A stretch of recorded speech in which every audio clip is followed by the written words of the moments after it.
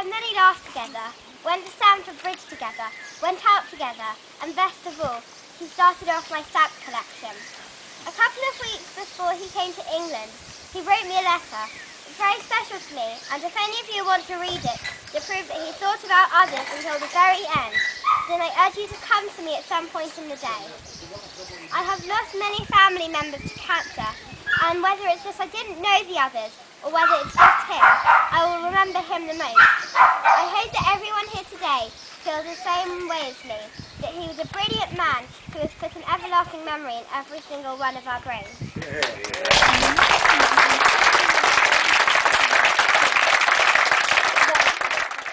He was a very special man, and he was very kind and caring. He was very generous. He was always smiling. He was thoughtful, and he was funny. And I can say those things not just because we think them, because so many people wrote to us and told us so. So we know that you all feel the same way. Hear, hear. He,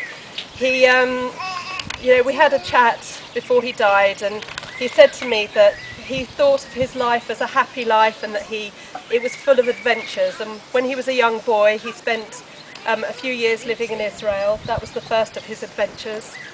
When he was 16 or 17, he went off to the Caribbean and he worked in a hotel behind a bar, and that was an adventure. He worked in advertising during what he called the best years of advertising. His next adventure was marrying mum and having a family.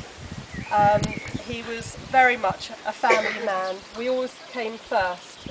In our growing up years, we came first, and he always put other people first. And his final adventure was coming to France with mum, and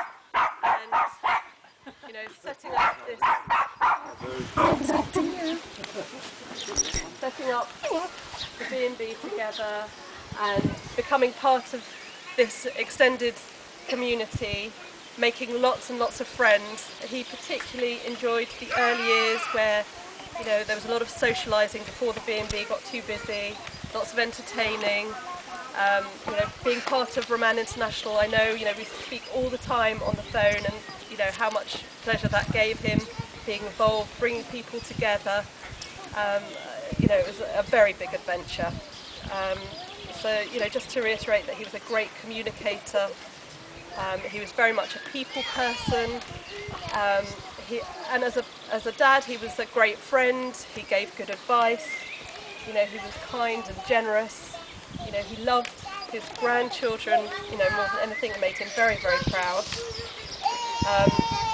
Of course, I haven't mentioned his great sense of humour. There was always a pun, always a joke. The old ones are the best. I'm not going to even try and say anything. He loved photography. Had lots of opportunity while he was here to photograph people and places. He entered competitions. He got prizes.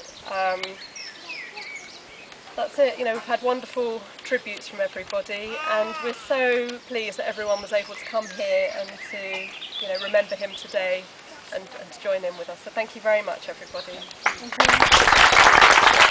you.